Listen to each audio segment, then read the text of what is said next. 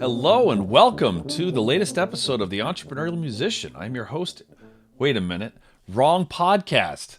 Welcome to the Brass Junkies. I am not joined by my co-host Lance LaDuke today because our summer schedules have been very, let's call them divergent.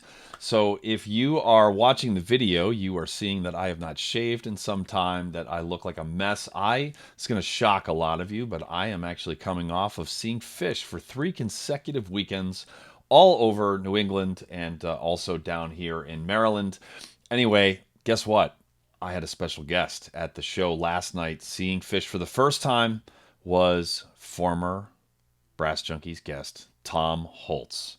He had a blast. It was awesome. We got to hang all day. It was a lot of fun. So, Tom, thank you for joining me. Lance is actually at his summer house, which is at an undisclosed. It's at an undisclosed location. It's undisclosed and indisclosed. It's super covert. With a lot of family, so I am recording this intro on my own. This episode, we recorded this a few weeks ago with Jasmine Pigott. She is wonderful. I am so thrilled that there are people like her who have a lot of runway ahead of them in this business, who are putting out incredibly interesting and thought-provoking music stuff. We're going to get into it. And oh, by the way, the bonus episode, she just casually dropped the fact that she also writes novels, which is pretty amazing. She's fascinating. I think you're going to really, really enjoy this conversation. Also, by the way, the bonus episode, Lance shares a story of a time when his son shouted in church, which is worth the price of admission. If you would like access to this bonus episode with Jazzy or with a long list of guests at this point, then please go to patreon.com/thebrassjunkies, where you can learn all about supporting the show. Your money is so vital in keeping things going. There's a lot of expenses around here that are recurring, so thank you from the bottom of our hearts. I can't speak for Lance. He's not really as big of a gratitude guy as I am, so I am thankful for your support. Lance couldn't even be bothered to be here. This has nothing to do with the fact that I tried to see if he was free like just yesterday. So we're gonna go with the narrative that Lance just doesn't care enough to be here. But also, I know he won't listen to this intro. So if he revisits the interview, he will definitely skip this part because he hears my voice plenty. Very quickly, thank you to Parker Mouthpieces for providing the hosting for the Brass Junkies. Parker Mouthpieces offers fine, customizable component mouthpieces for horn, trombone, euphonium, and tuba, including the Andrew Hitz Artist Model Tuba mouthpiece, which I am incredibly grateful for, and the Lance LaDuke Model Euphonium mouthpiece, which he really doesn't care about. You can find out more at parkermouthpieces.com or follow them on Facebook, Instagram, and Twitter. All right, without further ado, let us get to the conversation that we had with tuba player Jasmine Pigott.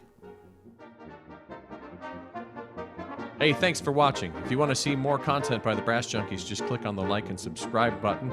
You'll have an opportunity to see some of the greatest brass players in the world, and Andrew and me. And today on the Brass Junkies, we are joined by a young and vital voice in the tuba community who I'm already blown away by what you are putting out there, and I can't imagine what is still in front of you for all of us to enjoy. Her name is Jasmine Pigott. How are you, Jazzy? I'm doing well. Thanks for having me. Yeah, of course. I'm really excited to talk to you. You're doing some really, really cool stuff, and I just can't wait to unpack all of it. I want to start with first we need to start with the fact that you and Lance went to Michigan State, not at the same time. Nope. Were you there before? Michigan Agricultural College when I went there, 1855 to 1860. So, yeah, you were there after Lance, correct? Yes. I actually want to do the math. How many years after? What year did you get there, Jazzy? I'm guessing you weren't born when I was there, I bet. I got there 2019. So. What year did you get there, Lance? 1985.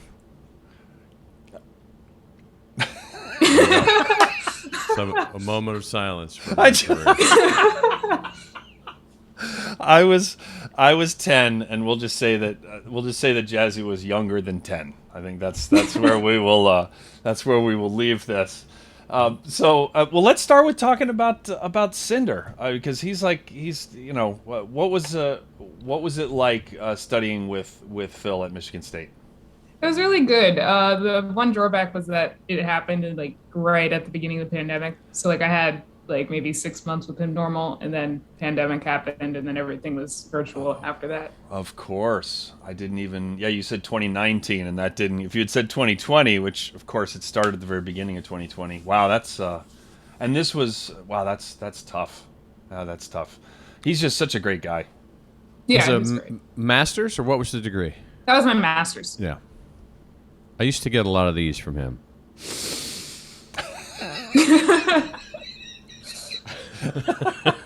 Actually, I still get a lot of those whenever I'm around him, which isn't often enough, but I get that more often than not. So here's the thing you didn't know. When I did first of all, I've always been like this. Second of all, on my senior recital, I talked him into doing the PDQ Bach Dutch Suite. And so we did, I don't know if you're familiar with that. So it's originally for bassoon and tuba. And so we never once made it through the thing without completely losing our minds, cracking up, including on the performance. We were giggling like children. I dragged him out there and made him do this thing. He was a really good sport about the whole thing. And then then the encore was me and my best friend came out, and I had a banjo and he had a guitar, and we did this hee-haw set and told jokes and played bad music for 5 minutes. So yeah, that all happened. See, when Jazzy did a hee-haw set, in the recital there at Michigan State, you thought you were the first one to do that in the studio, but it turns out you were not. I'm guessing you don't even know what hee-haw was. Is that true, Jazzy? Yeah, that is true. Yeah, that's what I thought. Let's just keep moving, yeah.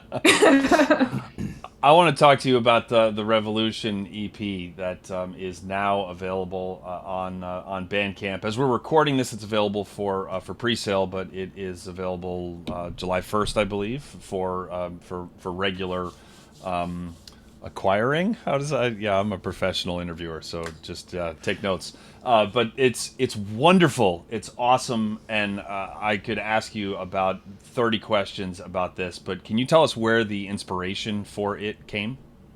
Yeah, so in my undergrad at Ithaca College, I did a lot of research on music education and representation and things like that. And I was trying to figure out what to do for this competition that Michigan State had called Running Start, which was a grant and pitch competition where you could win a prize. So I was like, how do I combine my representation stuff with my performing life? And then, I don't know, it just kind of came in a dream one day. I was like, I can do a whole commission and EP thing. So I commissioned 3 Black composers, Keegan Fountain, Diana Wallace, and Malachi Brown, to write 3 pieces in Black music styles for the tuba. And then originally it was supposed to be all Black musicians, but because of logistics, that couldn't happen. But either way, there's still a lot of Black representation in the album, and it's just to increase representation in artists, in composers, and in music styles in the tuba repertoire. Sorry, I'm catching up on show notes. Go ahead, Lance. That's fantastic. So you can you talk a little? The program at Michigan State is. I was a guest a few years ago. It's a pretty amazing thing. Can you talk a little bit about that fund, and then let's dive into the record?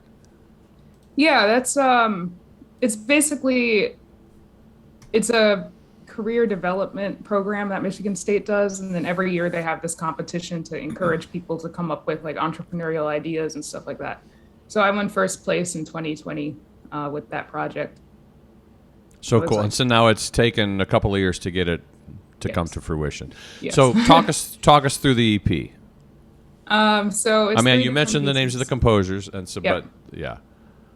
Yeah. So the first piece is called Jazzy's Tuba. That one's kind of like a Latin jazz type of feel to it. Then it's Diana Wallace's Breakdown, and then that piece, she really does a good job of combining I guess, kind of smooth jazz with contemporary classical music, and there's like a very interesting fusion sort of way. So that's the best way I can describe that. And then is Revolution by Keegan Fountain, which is like the title piece of the album. I came up with the album title before he came up with the piece title, but it is kind of, it just like goes into all the styles. I feel like it has a little bit of R&B in there. It has some trap, it has a little bit of hip hop. Just, yeah. So traditionally in music schools, you're taught to play possibly two styles if you're lucky: classical and then maybe jazz. Now, what you're talking about is very, very different. So how have your teachers or how have you broadened your musical palette to be able to play in a variety of styles? It's been primarily me. I haven't done much with my teachers, if I'm being honest. So I've just been trying to improvise a lot more on my own, just because I hadn't really been exposed to that. I tried to join jazz band in middle school, and then like the teacher gave me an ultimatum. He was like, "Oh, okay, if you get to like a level 4 in NISMA, like I'll let you do jazz band." And I got to level 4, and I'm like, "I did it. Can I be in jazz band?" He's like, "No, you play the tuba." And I'm like, "Oh." So I never got to be in jazz band growing up. So I never really got exposure to that style or improvising or anything like that. So it was very new to me to do this project. And then that's also why I started with like getting pieces commissioned so they would be notated. All of them are pretty much notated, except for one has a pretty big improvisation section. Well, how did you? So I come out of the classical tradition. I can play a improvised.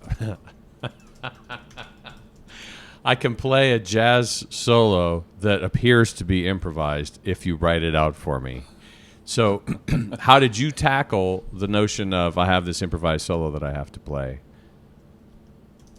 It took a long time, like a long time. I mean, like the fact it's been 2 years in the making. Like I got this piece back in like August 2020, and I've only recently, like in the last 2 months, have been comfortable playing like the improvisation part for it. And it was just a lot of trial and error, but I would keep avoiding it because I was like, oh, I don't sound good on this, so let me just not play this piece for a while. But then I realized I had to just kind of keep doing it so I could get better at it. How did you piece this together? Because you probably did most of it remotely because of COVID? Yeah, so what happened was the original plan was to record in November 2020. That obviously got derailed.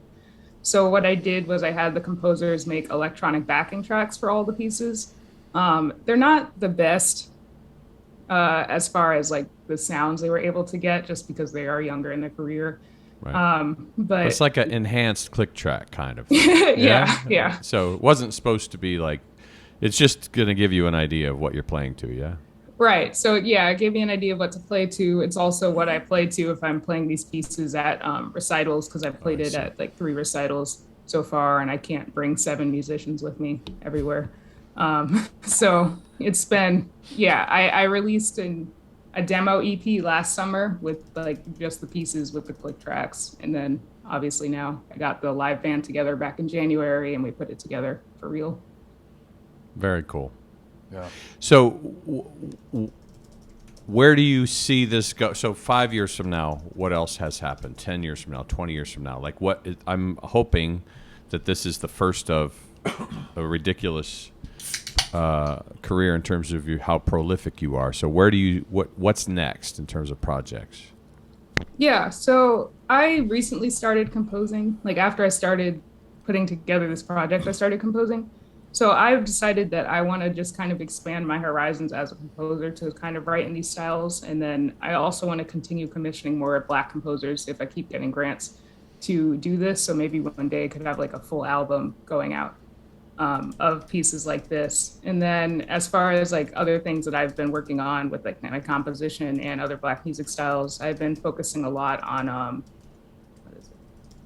spoken word and tuba, because, you know, they're both, well, spoken word's a pretty Black art form, I would say. And then like having that with tuba is just, it's very interesting. It kind of combines both communities. Very cool. Did you have any compositional training, or are you just sort of diving in head first? So I signed up for an orchestration class, and like my first semester, it was okay, you're transcribing this stuff, and that was great. And then the second semester, we get in the class, and he's just like, you can only do original compositions. And I was just like, oh, I've never done that before. He's like, well, have fun. So I kind of got thrown into it.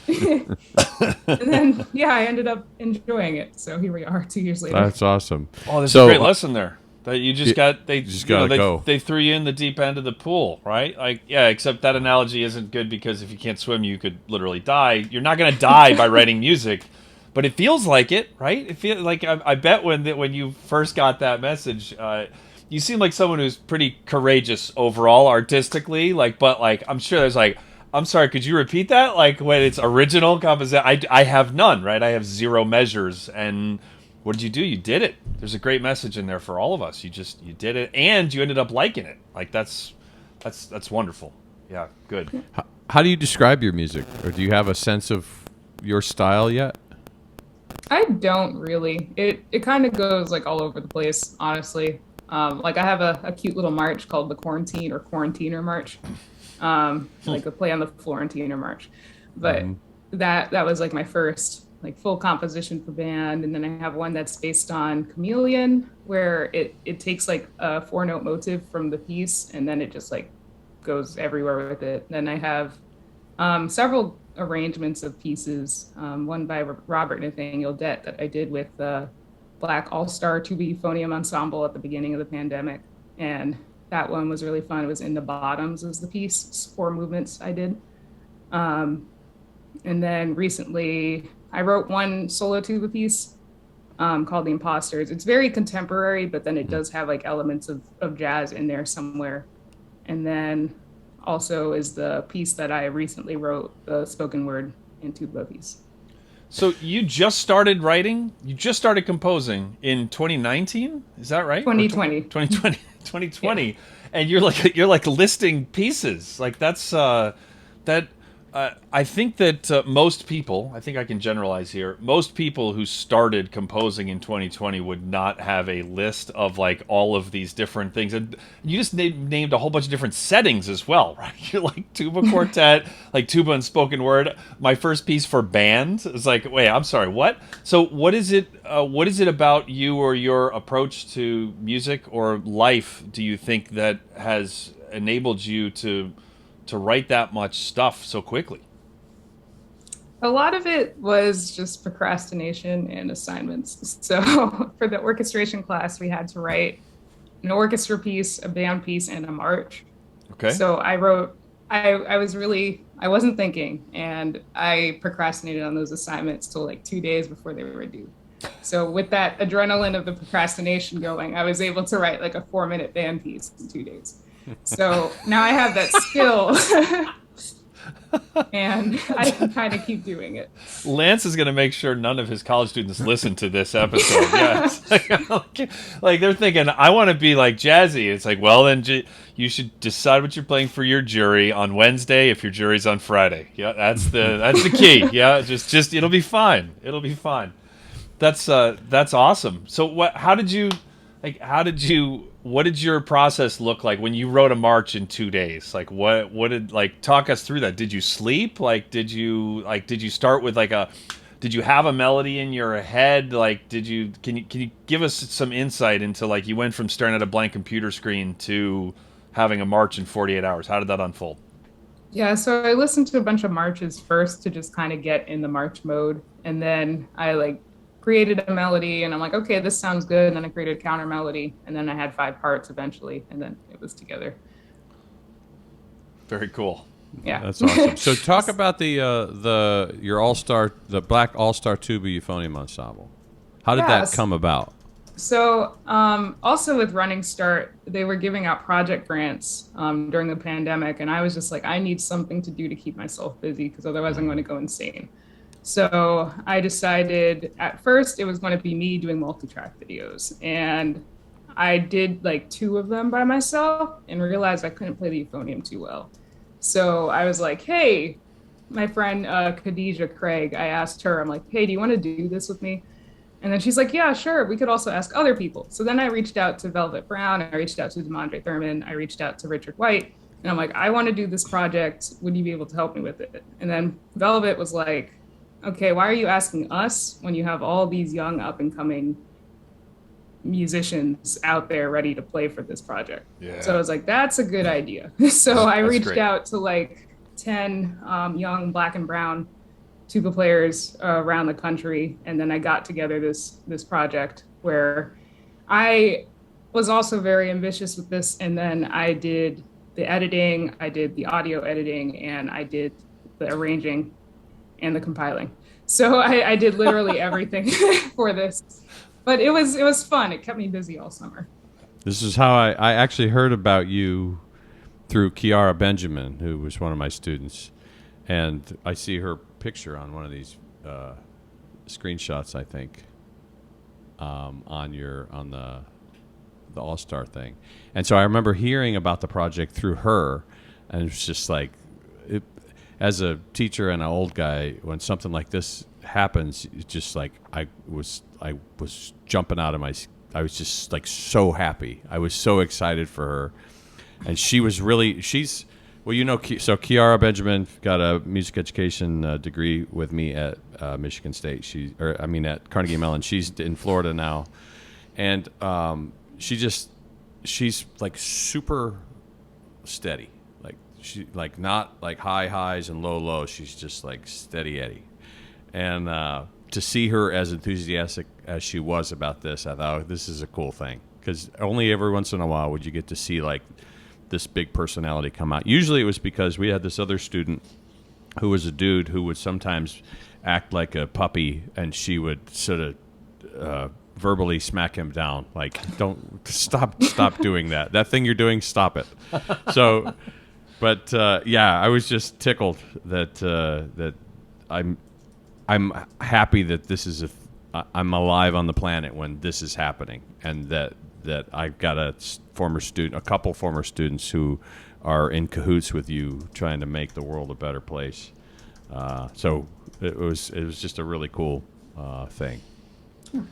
It's so cool that Velvet suggested Yeah. going with younger, Right. because I'm guessing, knowing Velvet, I bet her first, I'm sure she was like, oh, that sounds like fun. I bet she would have really loved to have been a part of it, and yet she's such a good, she's such a great big picture person as well, where it's like, no, like that's, and I'm sure and obviously, like her and Richard and Demondre, I mean, it would have been amazing, right? But it was amazing as it is with new names and new, and empowering new people, and that's yeah, that's great. That's a gift that she gave you, rather than just, or gave the world, rather than just saying, yeah, I'll do that, which is awesome. Well, I think I use the term fame guardedly in this context, but in our realm, tuba euphonium world or brass world, the notion. I think if they had participated, it would have been seen or perceived as theirs, like, because they have a certain level of fame or stature in the community. And I think I just know that Velvet's a good human. So I'm guessing that Velvet saw the talent pool, and was like, we want this to be awesome for reasons that don't have to do with the fame of these particular names, and that it's about this thing, and it's about the music, and it's about this movement. It's so cool. All right, so before we jump any further into any other directions, I should tell you about the Mary Papert School at Duquesne University in beautiful and sunny Pittsburgh, Pennsylvania, which are both today. If you click on the link in the show notes, you'll be taken to a page where you can find out all the ways you can participate in music at Duquesne University and the Mary Papert School of Music. Lots of excitement, cool things happening there. Long-standing tradition of excellence. And, yeah, thank you for being such a long-time sponsor to the Mary Papert School of Music. And most especially to Jim Snicklefritz McGee Nova for making it possible. Speaking of Jim Nova, I hosted him for a Brass Junkies Patreon hang last week as we're recording this. So it was a lot of fun. He talked about his relationship with John Williams, and then we also made fun of him a little bit, since that's what we do with Jim. But it was great. Yeah, it was. He's in a relationship with John Williams? Yeah. He listens to his music enough that he might as well be. Yes, I think. That's a good point. Who just turned 90? Can you believe that? Yeah, just Jim doesn't look that old, but he's oh holding it together. goodness. Oh man.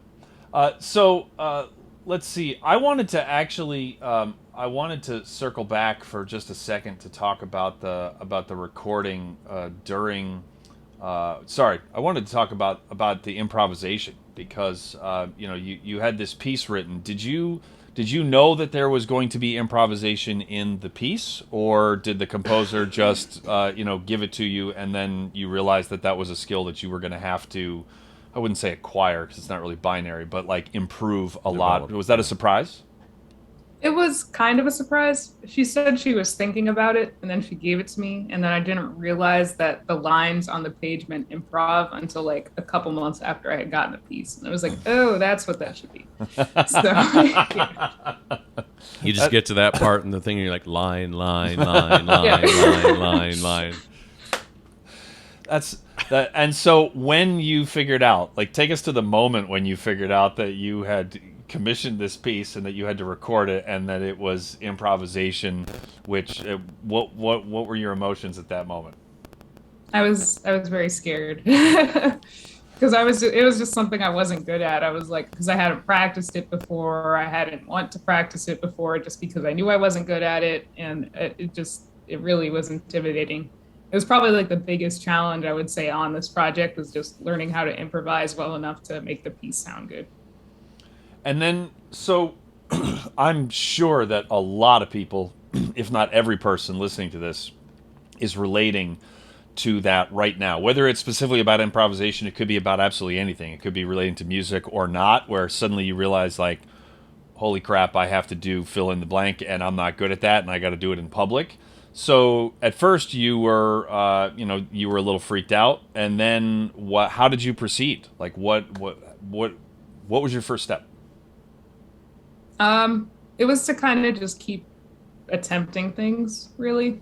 I started just using like little motives that she had put in the piece before. So I was just kind of repeating the music that she had.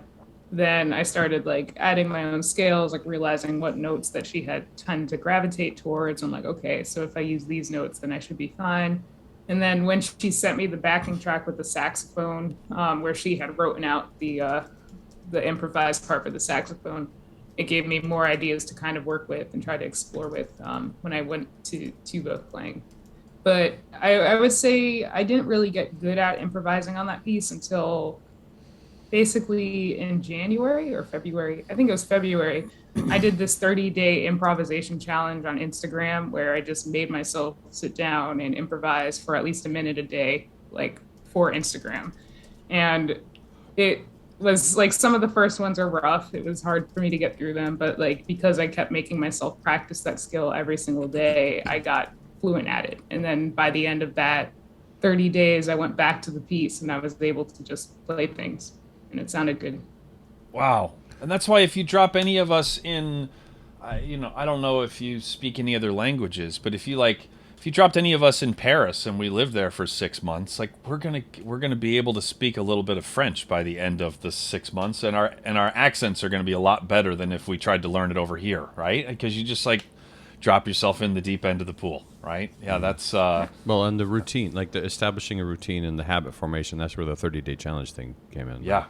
The first time you drive to a place or walk to a place, you're checking your map and you're like looking like, am I on the right path? And then by the 10th time, you don't even remember getting to the place. And so that initial obstacle of this is difficult, I'm not sure how to do this sounds bad, I don't know, all the judgy things. By the time it's like, well, it's 2:00, it's time for me to do my Instagram jazz improv minute thing, and you just hit time and go. Like, it's just like, this is what I do now. It's pretty cool. So are you a person who, here's a challenge, take it on the challenge. See a challenge, take on the challenge. Or is it sort of come at you more organically, or how does that happen in your brain? I always just like accepting a challenge. Like if I have the opportunity to do something, I'm like, okay, let me just do it. I mean, sometimes it takes me a little bit of time to get the internal drive to make myself actually want to take on the challenge, because if I don't need to do it, then why would I do it? But then I usually find reasons to make myself need to do it. Where do you think that came from? Hmm. I don't know.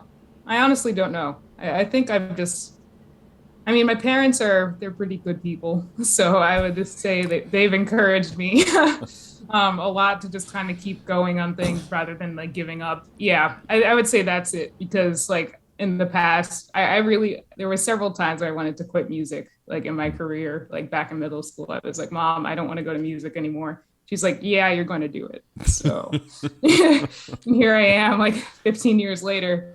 So, yeah. Wow, Well, and we're you glad had your mom kept at it. yeah, and you had a band director who told you if you do fill in the blank, you can be in jazz band, and then said, yeah, actually, you still can't be in Pulled the jazz rug. band. Yeah, that's like, which is just like makes me like want to start flipping furniture over. Because I had the exact opposite experience. My middle school band director was like, I was like, I want to play in the jazz band, and he said, great, like and then he just like put me on like bass trombone parts and helped me to learn how to read down an octave, which like at first was like trying to speak French in the middle of Paris, and then like I just figured it out, and it's like I took it for granted because I just thought that's what that's what teachers did, right? If you want to learn, they were like, here, I'll Yeah. help you. It's literally paid to help kids learn. But that's something I took for granted, and I'm glad your mother had you stick with it. Yeah, Yeah. Sorry that's about the band powerful. director. That's Yeah, like really crappy. yeah. Yeah. That's And annoying. did you play in jazz band in high school, or did you even try, or did you have the same experience, or In high school, I was able to join like my junior year playing euphonium. She wouldn't let Hmm. me play tuba. So I would play euphonium. I would play the bass trombone parts. And then I did take a couple bass trombone lessons. So I was like, I could kind of play it back then. So I would play like a couple pieces on the bass trombone. I don't know how to play trombone anymore. I would not claim to Me be a neither. trombone player at this point in my life, but yeah. I'm on a podcast with two former trombone players. Yeah, I gotta figure out what happened to my I leg got a, there. I got a, I got a gig next in August, so I got to remember how to play it. You're gonna, you know what, Jazzy, you're this is not good because he's after hearing this conversation with you, he's not gonna take the thing out until 2 days beforehand, and then he's gonna think that he thinks he's gonna pull a Jazzy, which is just like, and everything's gonna go great, and he's gonna fall on his face, and it's gonna be your fault. So that's I have a lot of cover. I have a lot of sonic cover. So what are you writing next? What's next on the composition or arranging agenda? So right now I'm working on a commission. I have two commissions I'm working on. So one of them, I was commissioned to write a high school arrangement for a band, string orchestra, and then full orchestra of the In the Bottom suite that I did with the tuba ensemble. So that's due in August. I've actually started that one, so I'm not procrastinating on it. in case the people who have paid you are listening, it's well underway. Everything is fine. Finishing touches. And then So what's I the have other that commission? one. And the other, I wrote this piece for the Chromatic Brass Collective called Against All Odds. And when we performed it at IWBC this past May, and a trumpet professor was like, hey, can you arrange this for trumpet ensemble? So I have that due by the end of the year.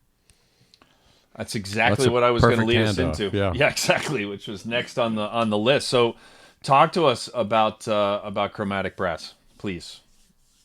Yeah, so Chromatic Brass started back in June 2020 with a conversation where it was just a bunch of Black women brass players. And it was the first time like all of us had really seen each other because most of us had gone our entire lives not seeing another Black woman playing these instruments except for maybe Velvet Brown. And so when we were all together in the same room, we had this conversation. We're like, we got to do something. So we started to meet like weekly, and we kept like meeting pretty regularly, trying to put together this organization. And like I said, that started in June 2020, and we finally got the organization together for the first time in person back in the end of May for IWBC in 2022. So it was 2 years in the making, but we stuck through it and we made the group. And it's basically just now it's for women of color instead of just Black women. And it's so we can have a sense of community and just show people that just because we're women of color doesn't mean we're any lesser than the white men who are out there with these other groups that are basically all white men or all white women. So this is where as my mom would say, my buttons are bursting because Navila Burns is another student of mine who's been a big part of the organization as well, and I just I'm just awed, and I just feel like anything I can do to help you. Well, what can so how's a dopey old white dude like me help this organization? Like, what can I do to help you and your organization succeed? So you can donate. That's always an option. I think we have a Yep. Fractured Atlas page available still. I need to check that and I can send you all the link later. Then you can also like request us to come perform at your university because we have musicians based around the country, even internationally. So we would be able to get like groups together if you could fund us and stuff like that. So we could come play at your college and just be blown away because we're amazing. Yeah, we got to get you to Pittsburgh, especially with a couple of alums in the band.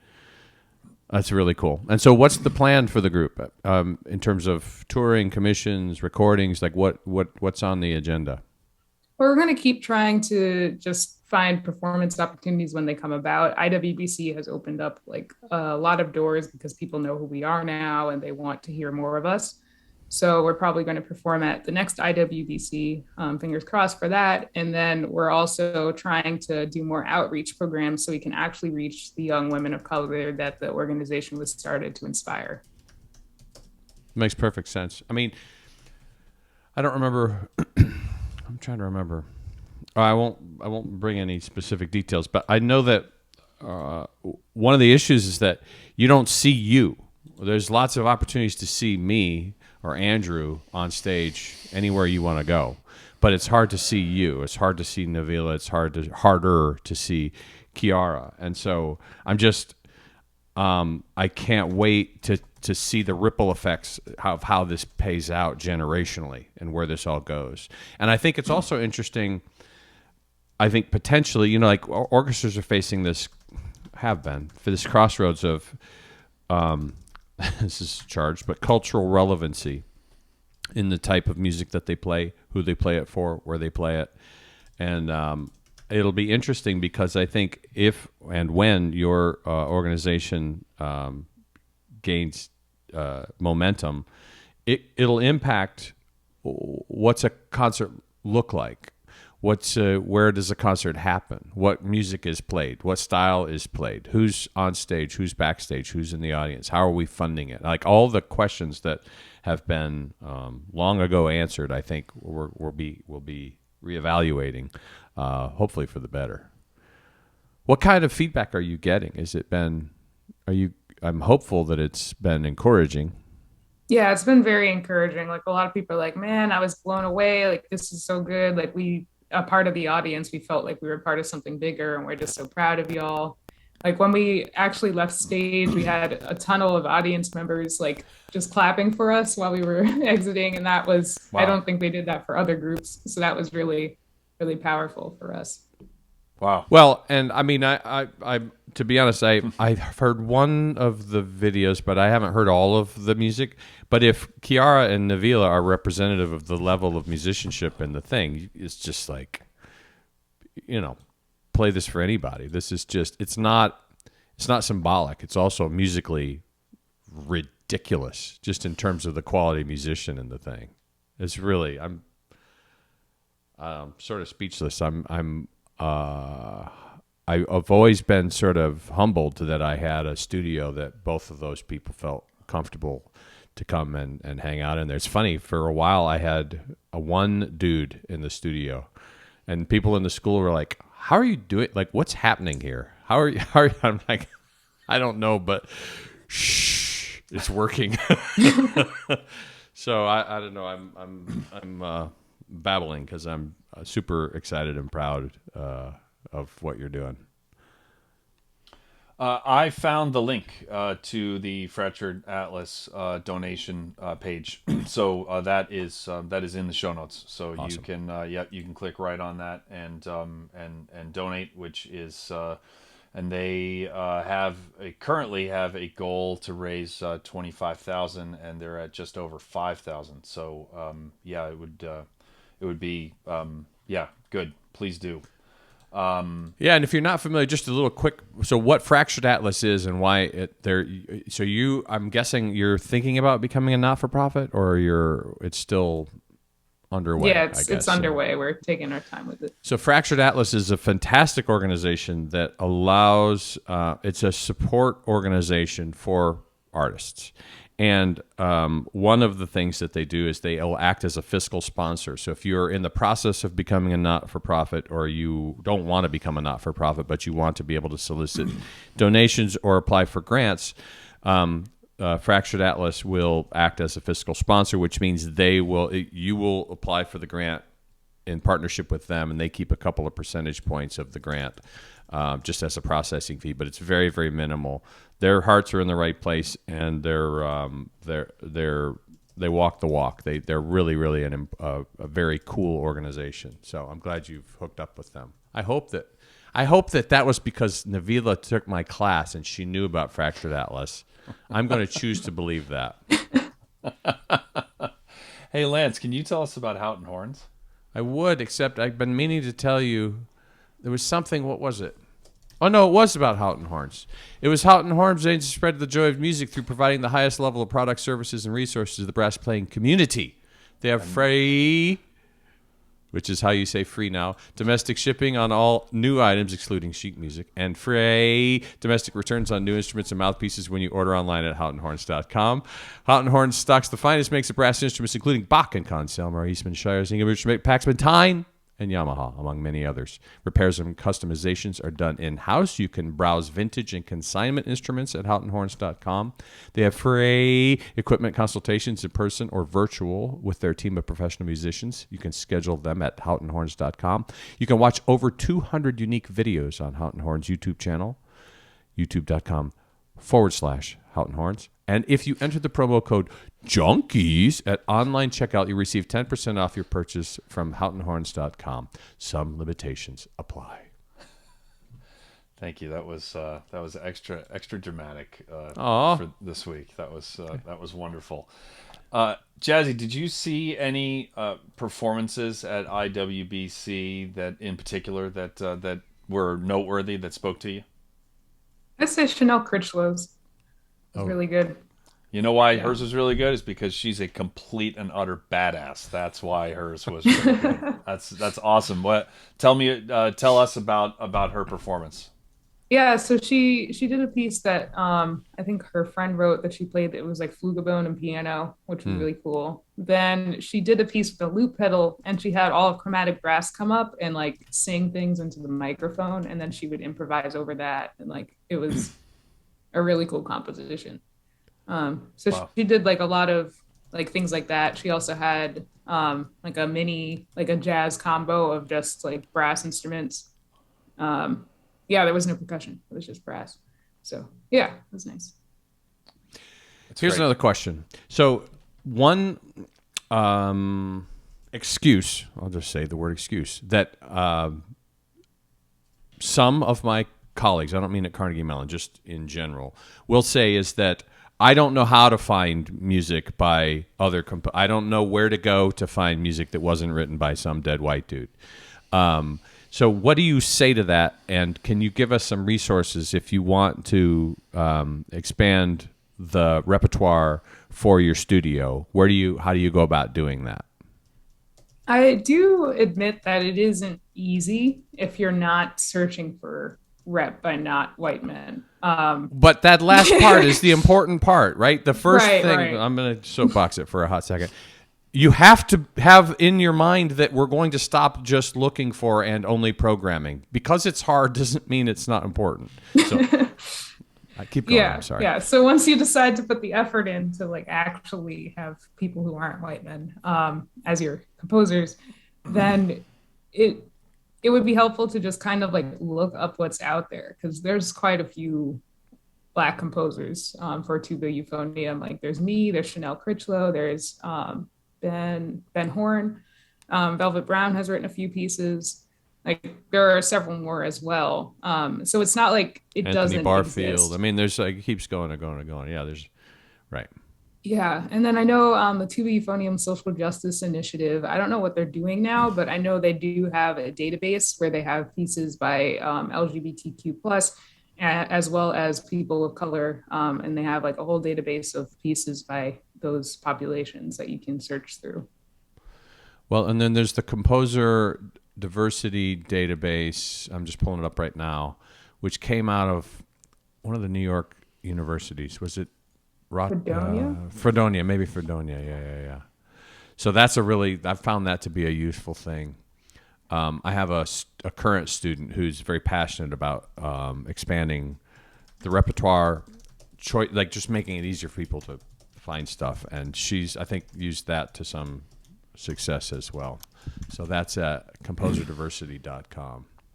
I think you nailed it. Where there has to be a desire there. My wife is a conductor, and a teacher, and a place where she will be guest conducting sometime next year.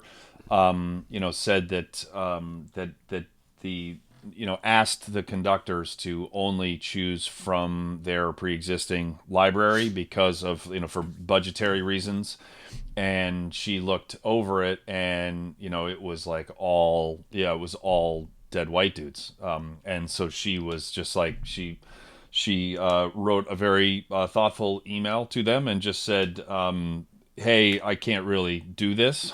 And then sure enough, they actually wrote back, and they said, no problem. And they then said, we have money for, 3 pieces, which she had suggested, which helped to diversify and to show. And it's, also an area where that probably isn't all that common, like the area of the country where she's going. And so, she didn't, it was, the desire has to be there, and then the follow through. And it's not automatic that they will say, okay, actually we've come up with a few $100 to buy pieces.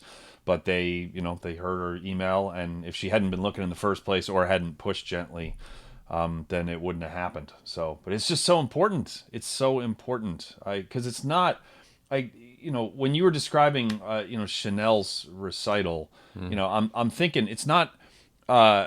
She's an amazing tuba player. If you just if you watch her, she's got videos of her playing like Prokofiev 5, just like excerpts, and it's sounds amazing. It's really good. It's their tone is the same in all the registers, and it's the same in all the dynamic levels, and but it's there are people who don't look like Lance and I, who are doing amazing things that also just creative stuff that the world hasn't seen yet. It's in a lot of ways it's better too. Was that the best flugabone piano performance that you've seen at a brass conference? It's probably the first one, right? It's we have to do our best as performers to support people like you and Chanel and people like that who are moving things forward. Even just for all of us moving things forward, so that we're not all just playing tuba and piano music that's from the mid to basically mid 20th century, which is what most of it is. So now I'm off of my soapbox. Let's see here. You started playing with Seraph Brass. Can you tell us about that? Yeah, I'm a sub. I have a guest artist with them. If Christina Cuts Doherty, she can't do some of the performances, I'll do them instead. And I got to play with 2 of them recently. I did a tour to Naples, Florida, and Ormond Beach, Florida, and then another tour to Boston recently. Cool. Where was the concert in Boston? Do you remember? It was at this little church called Church on the Hill. Okay. Yeah, there you go. Yeah, that's awesome. And so you had to memorize that entire book, is that correct? No, just 2 songs. Just 2 songs. Okay. Well, yeah. And how did that go? I know have you played a lot of music from memory in the past? Not a lot. Yeah, not a lot at all. I'll memorize pieces for the occasional concerto competition and stuff like that. But right. Yeah, that was kind of it. With that, I just literally just played with the recording for months to kind of get it into my head, and I'm okay, I know where it should go now. So. Yeah, that's that to me, memorization, like for performance, is at first was a little bit like, like you're describing learning how to improvise, where it's just kind of like, my eyes would just get real big when I would even think about it, because if you like, and it's happened, like there was one time in Boston Brass, we were doing a tune with Harry Waters, where I don't even remember what tune it was, but it was a tune that we learned for him, and we were on stage and like they were about to count it off, and I was like complete, like it was like a whiteboard in my brain. I mean, I didn't know the first note. I was just like, where am I? What, like okay, no, okay, there's my hands. Like, I mean, it was just, and then all of a sudden it just like, took off. Like I was good, but that, yeah, playing from memory is a little bit of an experience. And so, and Christina's wonderful. We should have her. We should have her on actually. Yeah, she'd be a really good interview. So, I think the last thing that before the practice tip, and then we'll move on to the bonus episode. But I wanted to talk to you about this tour of Costa Rica, which you mentioned in your bio on your webpage, and about how that kind of steered, the course. These are my words, but kind of it seemed to steer the course of your career. Can you tell us about that and how it came about and how it changed you? Yeah, so back, I think that was 2017, 2018. Yeah, spring of 2018, February. So we got my friend Fred Peterbark, who was the admissions director at Ithaca College at the time. He works in Chicago now. But at the time, he was at IC, and he had a connection with this guy in Costa Rica named Rodrigo Durant. And so he just said happy birthday to him one day. And then he sent back a message like, hey, do you have a group that wants to come to Costa Rica and play with us? So he was just like, okay, Jazzy, you're going to come. And then Oliver Scott, who played piano, was also going to come. So it was the three of us, like as a trio. And it was like a good experience because at that time there was a lot of fluctuation with my professors, and then same with Oliver's professors. So Fred kind of did that to give us an experience where we like had something to look positively back on the college, just because it wasn't great having three different professors in my 4 years of undergrad. But it was a really nice opportunity. And when we were there, we performed at three different locations. The one that sticks out to me is Limon, because it's on the Pacific side of the island, I believe, or not island, of the country. And that's where like basically all the Black people are, a lot of Jamaican immigrants. And I remember playing for that group, and we played spirituals because it was for a Black History Month concert. And like everybody was singing along. And then at the end of it, a bunch of people came up to me and like got a bunch of selfies. And I'm like, I don't know what is happening with these photos because like I don't have a name yet. But it was a really good experience. And then that kind of solidified to me like, okay, I do want to perform for people who look like me because of the level of impact I can have on these audiences. It's great. Experiences like that are invaluable, and how it just kind of came about. And um, yeah, I think things happen for a reason at times. And I'm also struck that I'm hearing that you had a middle school. If you're young, or if you're not young and you're experiencing adversity, just musically, you're talking about a middle school director who told you that you couldn't. I'm gonna be thinking about this, like, no Yeah, joke, I'm like bummed about tomorrow, that guy, too, because yeah. it'd be better if they had just said no, but they said Yeah. if you do this, then you can't, and then said actually no, which when you're in middle school, you're old enough to realize that they were never gonna. They just thought that they weren't going to. It's like they knew that Pat they you on the shouldn't head, say. send you They on knew your they way. shouldn't say no, but they. But then you have a high school director who says like yes, but right, like yes, but you can't play tuba.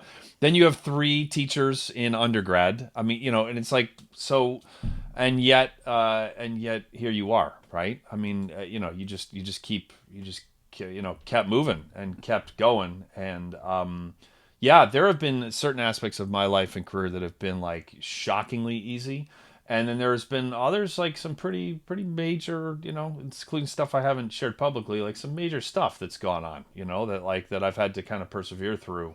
But yeah, I think it's great, a great example for everybody to hear that you had some people or circumstances that were kind of putting up stop signs, and you just kept doing it, like you kept doing it, and now you're making like music that I think the world needs to hear.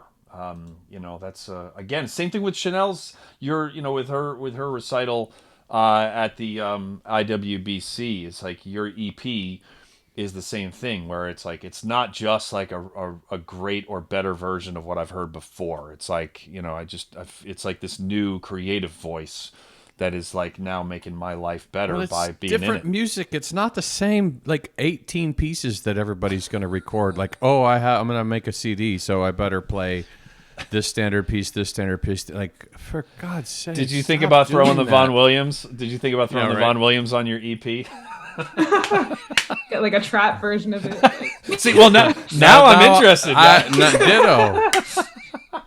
Like, yeah, I don't need to hear that piece performed ever again. And I really like it. Second Move's beautiful, but I just don't need to hear it anymore. But if you're going to perform it, yeah, like with that, now we're talking. Yeah.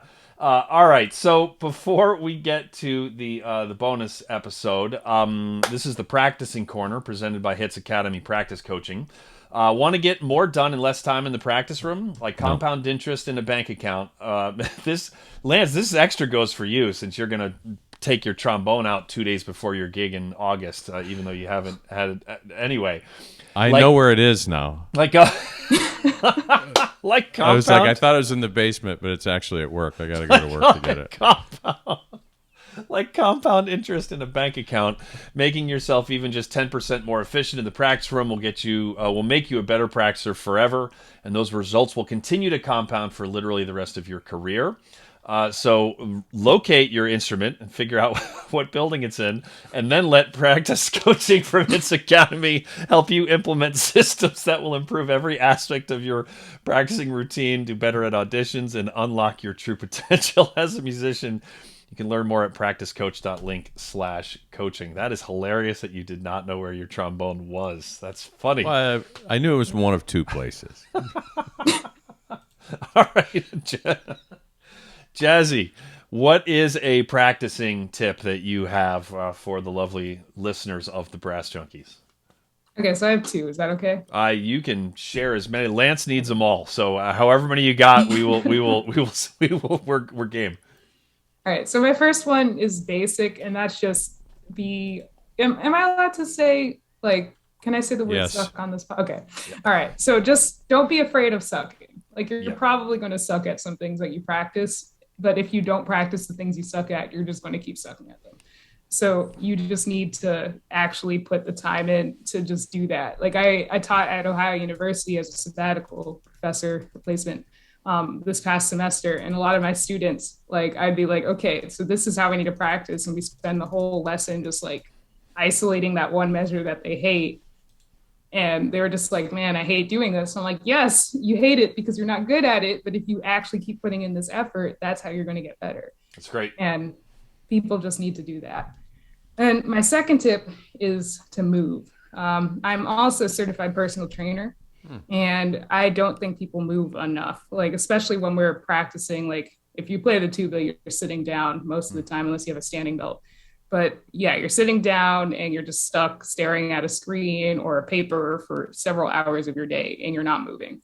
But when you get outside, you go for a walk, you go for a run, you go lift weights, it gets the blood flowing to your muscles, it gets the blood flowing to your brain, and it like reinvigorates this like new side of life like into you. And you're able to focus better. You're able to come up with more creative ideas. And I don't think that I would have been, or I would be as successful as I am right now if I didn't start caring about fitness and health. That's great advice. Yeah, that's really great advice. And I think especially for younger people, like, I could sit for hours and hours and hours without my body giving me too much negative feedback. Whereas now, if I fly to LA from DC here, and, if I don't get up and stretch, then like when I stand up, my back is like, it's still functional, but it's like, yo, like, what just happened? Yeah. It's like, it's not happy with me. Whereas when I was 24, it was like, it was fine. I could sleep on like, on a staircase if I needed to. And so, but I think you're right, where it gets things flowing, and I like how you just put it, like, helps with creativity. It helps with a lot of stuff. So that's Those are two very good practicing tips. Look at that. That's great. Lance, did you write those down, or do you want me to email them to you? Steel trap. Jazzy, this has been wonderful. Everyone needs to go and buy the her EP Revolution on Bandcamp. It is not much money, and I love the pricing model where it's like it's like I think it was $5 or whatever you want to pay. So if you're able to pay 10, do that. If you're able to pay 15, do that. If you're able to pay 50, do that. Or 5 is just fine too. But if we want artists like Jazzy putting out new music that keeps challenging us and moving things forward, then expenses have to be recuperated, and artists also need money to be able to live indoors and eat food. And if those two boxes aren't thoroughly checked, then nobody can make any art. So please go and support Jazzy through Bandcamp. And and you can find the link to that in the show notes. As well as the Chromatic Brass Collective. Throw them some love as well. Both those links are in there. So if you've got $10, split it in half. Throw half one way and half the other. But hopefully you have more than that, and you can support both of those efforts. There we go. Jazzy, this has been great. Thank you so much.